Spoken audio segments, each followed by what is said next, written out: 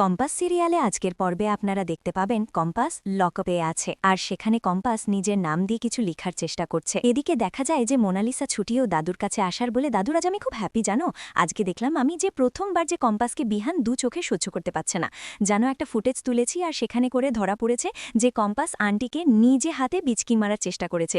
তো আমি জানি যে কোম্পানি কাজটা করেনি, তো যেভাবেই হোক না কেন সেনাপতি যা করে করুক না কেন সে এ দ্বারা হোক বা যা করে হোক করেছে, তো এর জন্য আমি বিহানকে ফিরে পাবো। আবার বিহান কম্পাসের কাছে গিয়েছিল লকআপে, কিন্তু সেখানে গিয়েও কিন্তু ওর সাথে একমত হয়নি, ওখানে ঝামেলা করে কিন্তু ওর মুখ দেখবে না, ঘৃণা করি বলে কিন্তু সেখান থেকে বেরিয়ে এসছে।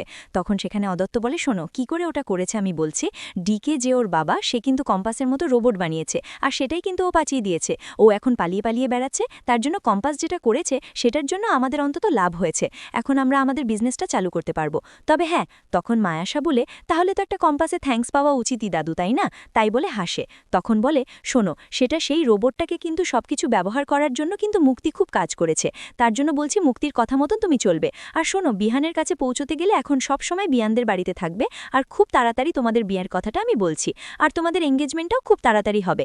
বলে তখন মোনালিসা সেখান থেকে চলে গেলে অভিকন্ধা অখিলেশকে ফোন করে আর বলে, শোনো আপনারা বলে কম্পাসকে দু চোখে একদম সহ্য করতে পারছেন না ঋতুজাকে বিষ খেয়ে মারার অপরাধে, তাই বলছি যদি এটাই হয়ে থাকে তাহলে আগে যেটা আমাদের প্ল্যান ছিল সেই প্ল্যান মাফিকই আমরা করব, আমরা কম্পাসের সঙ্গে আবার হচ্ছে যে মোনালিসা বিয়ানকে এক করে দিব, এঙ্গেজমেন্টটা খুব তাড়াতাড়ি ছেড়ে ফেলবো আর আমাদের সব বিজনেসগুলোও চালু করব, বুঝতে পেরেছ? এইসব বলে। এদিকে দেখা যায় যে কম্পাস লকআপে থাকলে দুজন মেয়ে পুলিশ আসে আর বলে লকআপটা খুলেন, আর বলে তাড়াতাড়ি বেরিয়ে আসুন ম্যাডাম। তখন একটা পুলিশ আসে আর বলে, ম্যাডাম আপনি রেডি তো? তো হ্যাঁ, কিন্তু আপনি সকালে আগে পৌঁছতে পারবেন তো?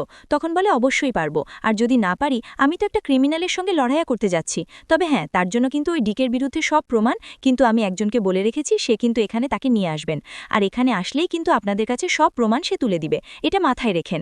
বলে কিন্তু কম্পাস ভাবতে থাকে ঋতুজার কথা, যে ঋতু মাকে তো বলেছি যে মা আমি কিন্তু একটা ব্যাকআপ প্ল্যান করে রেখে যাচ্ছি, আমি একটা লকারে আমি সমস্ত ডিকের সম্বন্ধে সব প্ল্যান কিন্তু রেখে যাব, আর কিন্তু সেখানে কিন্তু পাসওয়ার্ডটা আমি শুধুমাত্র জানি, আমি যে সেখানে লাস্টবারের মতো আমাকে যেখান থেকে নিয়ে যাওয়া হবে সেখানে কিন্তু তুমি আমাকে শেষবারের মতো যাবে, আমি যদি ফিরে না আসি তাহলে, আর সেখানে গিয়ে দেখবে সে পাসওয়ার্ডটা আছে, আর সে অনুযায়ী কিন্তু সমস্ত তথ্য কিন্তু পুলিশের হাতে তুমি তুলে দেবে। তখন ঋতুজা বলে, কম্পাস তুই এটা কি বলছিস, তুই তো জানিস তুই ছাড়া আমার কেউ নাই। তখন বলে, মা তুমি ছাড়া যে আমারও কেউ নাই, তুমি আমার বন্ধু, তুমি আমার সব কিছু, তাই তোমাকে তো আমার কাজটা শেষ করতে হবে। বলেই তখন কম্পাস সেখান থেকে বেরিয়ে চলে যায়। এদিকে দেখা যায় যে ঋতুজাকে বাড়িতে নিয়ে আসে বিহান আর মোনালিসা, আর তখন সেখানে রশ্মিকা আর মেঘামালাই ছুটে আসে, আর রশ্মিকা এসে ও জেমার পায়ে গোড়ায় বসায়, বলে যে মা তুমি ঠিক আছো তো, তুমি ভালো আছো তো? তখন বিহান বলে, দেখ রশ্মিকা এখন কান্নাকাটি করিস না, মার এখন বিশ্রামের প্রয়োজন, মাকে ঘরে নিয়ে যেতে হবে, আর তাছাড়া বড় বৌদি তুমি কিন্তু দেখো।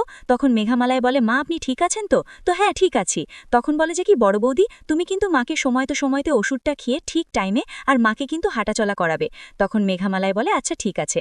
বলতে তখন মোনালিসা বলে, বিহান, তখন মোনালিসা বলে, আমি সবকিছু করে দিব, তুমি চিন্তা করো না, আমি আন্টিকে ওষুধ খাওয়াবো, আমি তো প্রত্যেক দিনই এখন এ বাড়িতে যাতায়াত করব তাই না, তাই বলছি দেখো আমি নিজে আন্টিকে হেঁটে হেঁটে নিজের পায়ে দাঁড় করে দিব, তুমি একদম চিন্তা করো না। আর বড় বাবুদির তো অন্য সমস্ত কাজ আছে, সেখান করে ছুটে আসে ওদের বাড়ি বাবুল কাকা, আর এসে বড় বৌদি তোমার পায়ে পড়ছি, আমি এ কাজ করিনি কো, তুমি তো সে কবে কবে এই বাড়িতে বউ হয়ে এসেছো, তুমি আমাকে তো চিনো, খুব ভালো করে বলো আমি এরকম কাজ করতে পারি, আমি কোনোদিন এরকম কাজ করিনি কো, খুব বড় বৌদি তুমি একবার বিশ্বাস করো। আর কম্পাস তখন বাবুলালকে বলে, কম্পাসের কথা বলছো, ও সত্যি কোনো কাজ করেনি কো, ও সত্যি খুব ভালো নির্দোষ মেয়েটাকে এখন লকআপে পড়ে নিয়ে যে ওখানে হালুদবাস করাচ্ছে, আমি বলছি ওর কোনো দোষ নেই কো, তুমি বিশ্বাস করো, ও সত্যি তোমাকে খুব ভালোবাসে, আমি বলছি তোমাকে এইসব কথা বলে। ঠিক তখনই সেখানকার আসে মুক্তি আর সেনাপতি, আর বিহান তখন বলে, আমি বলেছি না কম্পাসে কথা এই বাড়িতে তুলবে না।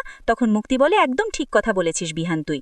তখন মুক্তি আসে আর বলে, ঋতুজা তুই ঠিক আছিস তো, তুই বাড়িতে ফিরে এসেছিস, আমি তুই খুব খুশি হয়েছি, যত তুই হোক আমরা দুই বন্ধু আত্মার আত্মা, তাই তো আমাদের চয়েসটাও এক, আমাদের ভালো মন্দ সব কিছুই এক, দেখ তাই আমরা দুজনেই এক মানুষকে ভালোবেসেছি।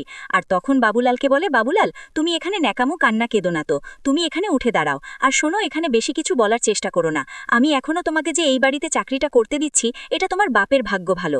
বলে তখন ঋতুর পায়ের গোড়ায় বসে আর বলে, ঋতু তুই চিন্তা করিস না গো, তুই এই সংসারে কোনো দায়িত্ব নিস না গো, তুই এক কাজ করবি, তুই যেরকম আগে অফিস সামলাতে সেরকম অফিস সামলাবে, আমি বাড়িটা সমস্ত সামলে নিব। দেখ না অখিলেশও কিন্তু এই কথাটাই বলেছে যে ঋতুর ঘরে একলো সমস্ত দায়িত্ব দিও না, ও পারবে না কো, আর তাছাড়া তুই হাঁটতে পারবি, দাঁড়া দেখাচ্ছি আমি। বলে জুতোটা খুলে দিয়ে বলে, ওট আস্তে আস্তে, অবশ্যই পারবি।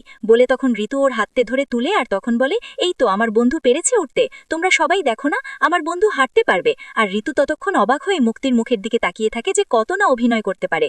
এইসব বলে এদিকে রশ্মিকার মেঘামালায় বলে, দেখো না কত ন্যাকামি করছে, যে মাকে ওই শেষ করেছে আর ওই এখন কত ভালো মানুষ সাইছে, অভিনয় শেষ করতে পারে। এইসব কথা বলে ওরা ততক্ষণ মুক্তি বলে, ঋতু তুই চিন্তা করিস না, সমস্ত দায়িত্ব আমরা নিব।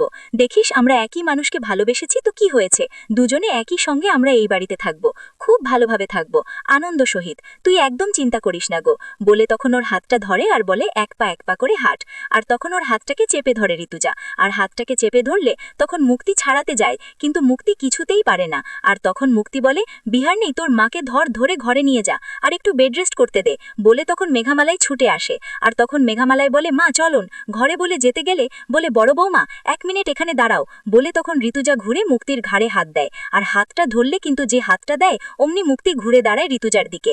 আর তখন বলে, শোন একটা কথা বলি, কাকের বাসায় কোকিল ডিম পাড়তে পারে, কিন্তু ওই বাচ্চাটা কিন্তু কোকিলেরই হবে, কাকের না কিন্তু, বুঝতে পেরেছিস?